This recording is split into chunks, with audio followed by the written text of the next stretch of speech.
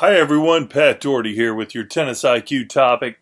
We're looking at focus and intensity. This was a presentation that was really inspired by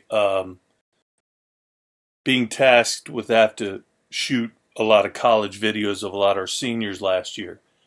And I found, what an important situation it is, and it's very difficult for students to perform to their potential when they know someone's behind them with a video camera, shooting something that's going to go off to a college coach and potentially bring them a scholarship to college. So I understand all the nerves and everything else, but there was so much of a lack of attention and focus to the between point stuff that really stood out. So when I shot college videos with the higher level kids, I was trying to get 4 minutes of various shots, and it might have taken 35, 40 clips to get what I needed from the higher level kids. And then the lower level kids, it would be 3 or 4 times that. And so it really struck me that there's so much downtime that you allow yourself to get away with where you're not focused on, the match, and you're letting 3 or 4 points go by where you're not fully engaged. So, you know, if I could answer the question how to win more matches without having to improve your skills, it's taking care of the business between the points you're playing. A lot of research has shown if a 2-hour match is going on, maybe 15 minutes involves the ball being in play. So much of that other time plays such an impact on how the result's going to turn out. So ask yourself, what percentage of the time do you really feel you've taken the time between points to prepare yourself with a plan and think about what you want to try to accomplish, especially off the first shot, and how you're going to try to set yourself up in this point, getting your energy level and intensity level up to start the point at an appropriate level. I mean, all this stuff is what pros do. So this is really the focus here, is trying to, fight off the distractions that draw you away from paying attention to what's going to happen next. Tennis is a game that's climbing a mountain one step at a time. It's 1 point at a time.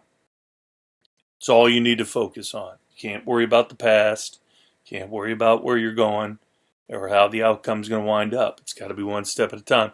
So one of the things I wanted to show you is some of the routines that the top players on the men's tour do between points. And especially on the return side, I find it really fascinating when you watch Djokovic's eyes. He almost stares down at the baseline that's just a few feet in front of him. Then he scans his eyes up to the service line and then across the net to the opponent.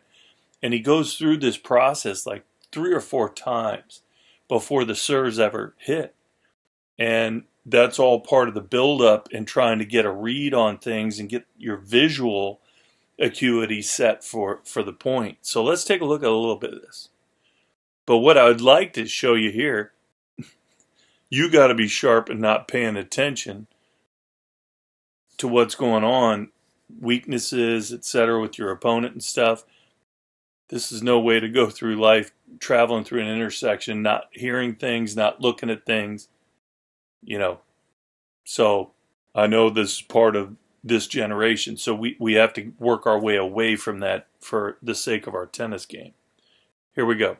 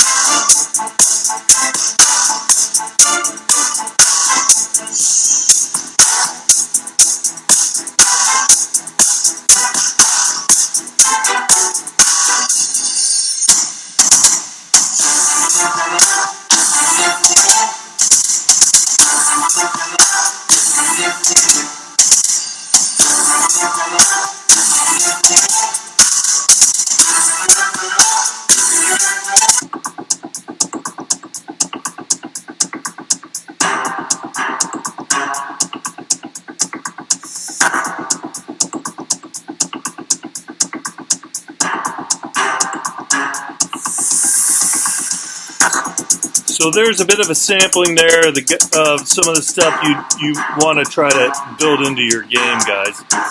The intensity, the focus, the parallel to the cheetah, strictly because they're so locked in, just like a cheetah would be on the prey they're chasing. Once they're locked in, nothing breaks them away from that. And the routines and preparation prior to the points have a huge thing to do with that. All right, everybody, take care.